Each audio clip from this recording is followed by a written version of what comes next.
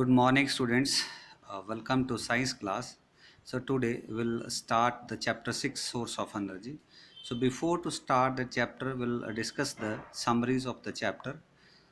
In the summaries of chapter, the classification of source of energy or the basis we have to classify that in occurrence, physical state, availability, fossil fuel destructive distillation and its product, petroleum products and their uses, natural gases or cleaner fuel. All these are the summaries of the chapter. So we'll continue one by one. The first, we are going to classify the source of energy.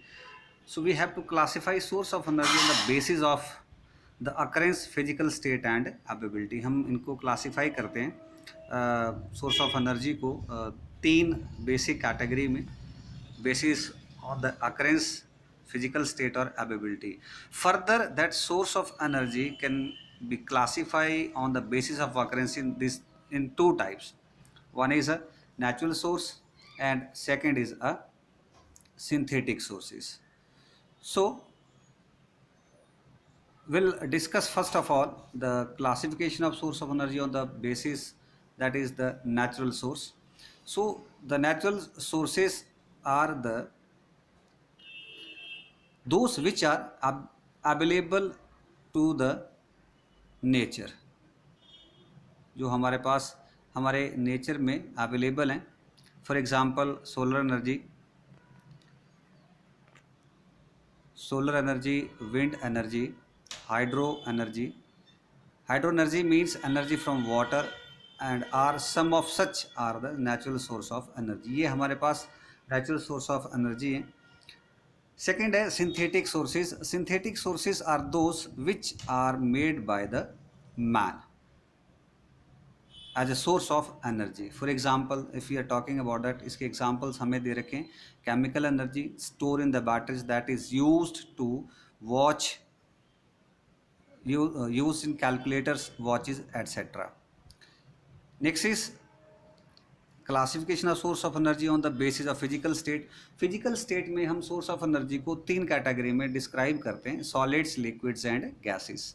तो solid में सबसे पहले for example firewood है, charcoal, coal are some examples of solid fuels. ये solid fuels के examples हैं.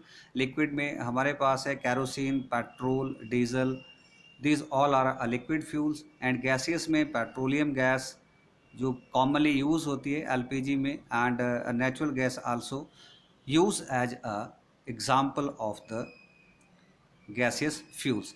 ये तीन एग्जांपल्स हैं हमारे पास गैसियस फ्यूल्स के. नेक्स्ट हमारे पास आता है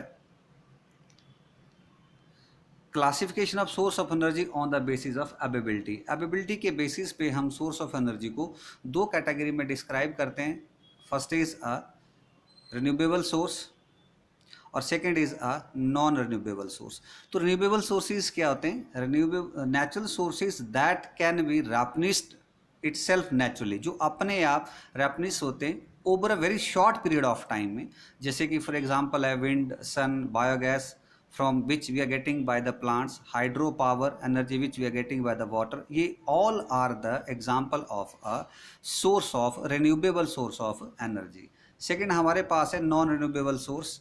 Non-renewable source are those sources which get used up and cannot be, जिन्हें हम यूज़ करने के बाद बहुत शॉर्ट पीरियड में जिन्हें हम रिप्लेस नहीं कर सकते, that are called the non renewable source of energy. जैसे कि हमारे पास है फॉसिल फ्यूल, लाइक जैसे हम we are talking about petroleum की बात करें, नेचुरल गैसेज है, कोल है, ये सारे के सारे जो हैं this all are the example of a renewable source of energy.